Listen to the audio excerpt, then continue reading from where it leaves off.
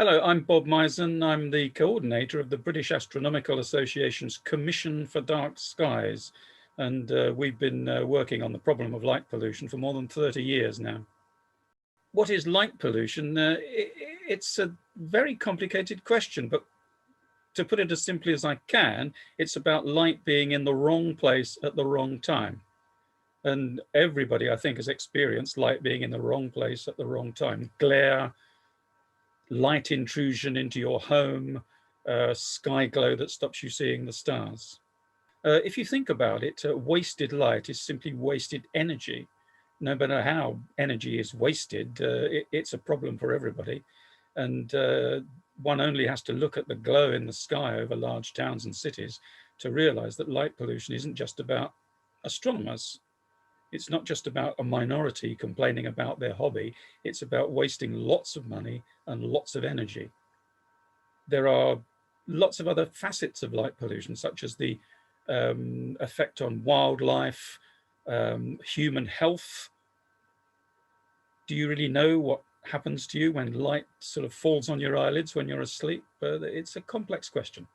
If you buy lights for the exterior of your house or business, whatever, make sure that they're the right sort of light. If light pollution is the wrong place and the wrong time, you don't want the light in the wrong place. If you're lighting your driveway or your company car park, you don't really need to light all the buildings around you. You don't really need to light all the local trees and where lots of wildlife might be living. You don't need to light the night sky because it's your light, so it should be on your property. Also, many modern lights, they're nearly all LEDs these days. They're very bright and very white. Try to choose a light that isn't bright and glary. You don't need an enormous amount of light to see what you're doing. And try to find a light that can be pointed downwards, because downwards is good. If you point the light down onto your own property, that's fine. Light carefully, and you're doing an awful lot for the environment. The Commission for Dark Skies has never called for lights to be turned off.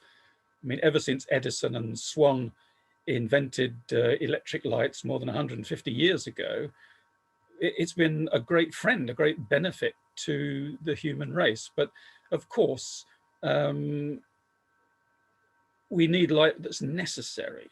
Is your light necessary? If it is, fine. But as I've said, make sure that it goes where it's needed and use it when it's needed. Leaving a light on all the time outside at night is, well, would you leave your microwave on all night? Would you leave lights burning in the house all night? I don't think so. It's a question of common sense about, what's needed and when it's needed. Who uses light? The person who is lit, presumably. Light doesn't just work for good people. It works for everybody. So if there's a light at 3 o'clock in the morning, for example, in a back garden, there's nobody to witness anything that's going on. They're all fast asleep. And the nearest police officer may be miles away. And so who's going to use that light that's on at 3 o'clock in the morning? Well, if there's a burglar around, it may well be him. So it's a question that needs a lot of thinking, isn't it? Who uses the light that you're providing? If you have a very glary light pointing outwards from your house, it dazzles any potential witnesses to a crime. If I were a burglar, and I assure you that I'm not, but if I were a burglar, I'd probably crouch underneath a really high-powered light so that witnesses can't see me. It's an anti-light, you see. It's an anti-light. It conceals rather than revealing.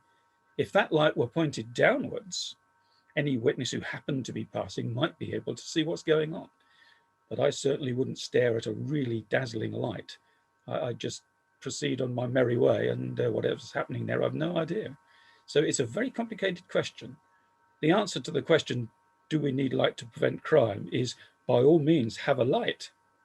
But it won't necessarily prevent any criminal activity if it's an inappropriate light.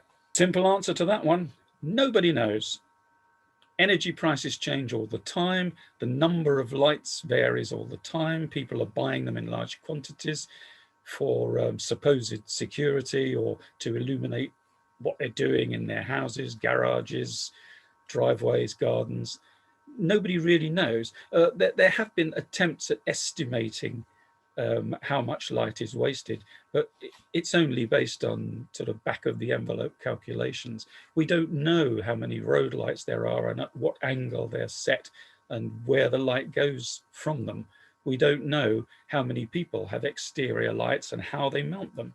Some people may mount them very responsibly at their own premises. Others will put lights on and point them sideways, even upwards. If you mount a light at this angle, about 45 degrees, about a third of that light possibly will go straight upwards from the light, and that doesn't do anybody any good. And also, if you are in a rural area, it certainly doesn't do the local biodiversity any good, because they've evolved for millions of years to have a day and a night, and they don't really want a day and a day. It's all about feeling responsible for what you're lighting. So no, I can't give you a figure for how much energy is wasted. People have estimated sort of billions of pounds and euros every year worldwide, but it's just a lot of money. It's a lot of money that we could easily use elsewhere. As far as I know, there's only one piece of legislation about light pollution as such, and that's the Clean Neighborhoods and Environment Act 2005-2006, and that's only about light coming into premises. Amazingly, bus stations, railway stations, dockyards, things like this, any transport-related premises are exempt from this law. I can't tell you why, and I've asked DEFRA, for example, they can't tell us why. So there is a law, it's only about light coming into premises, and you have to show your local council that it's damaging your health or something. I think the odds are rather stacked against people who are troubled by light pollution. But if you're in your garden, for example, at night, admiring the stars or whatever, then you've no redress against light pollution. It's a law that really needs changing, and there are moves among certain MPs in Parliament to get the government to think harder about this. In France, in Mexico, it's illegal to create light pollution. Why can't we do it? Many people will have noticed that lighting is changing. It used to be orange, didn't it? Street lighting. That was sodium lighting. It's now sort of bluish white and much brighter than it used to be. This is LED, light emitting diode lighting, and it will be, I'm sure, it will be the only light around in perhaps 10 or 20 years' time. Councils are choosing lights that are too bright for the job. Councils are choosing lights that are very white, bright, and dazzling, which is not really good for us or any other living creature. Councils are choosing lights that are very blue rich, and blue light scatters really well in the atmosphere, and so it causes problems. If you use different colors, if you use muted lighting, everyone can see what they're doing, and you don't have a lot of waste light reflecting into the sky and into the environment around. So hooray for the new lights, because LEDs are very cheap, they're very efficient, they're very versatile, they're wonderful lights, but they don't have to be too bright and they don't have to be too blue. And I think all councils should be thinking about this. There's a lot of people who are discomfited, mostly older people, by LED over bright car lighting. The manufacturers, I'm sure, are aware of this. And I do hope that they'll be taking measures to have the lighting sort of better directed and in some way of a better quality so that it doesn't dazzle. Older people's eyes take some time to recover from being dazzled. And if you're driving, that's a major problem. I do hope that lighting of cars is an issue that's being dealt with, because it is true, a lot of people watching this will agree with me, it is true that a lot of car lights are just too bright for the task. At the moment, the government has only this particular law that I mentioned, the Clean Neighbourhoods Act.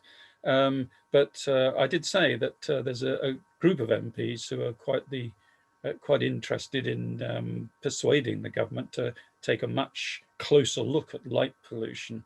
This is the all-party parliamentary group of MPs for dark skies, APPG Dark Skies. If you search that, you'll find out more about it.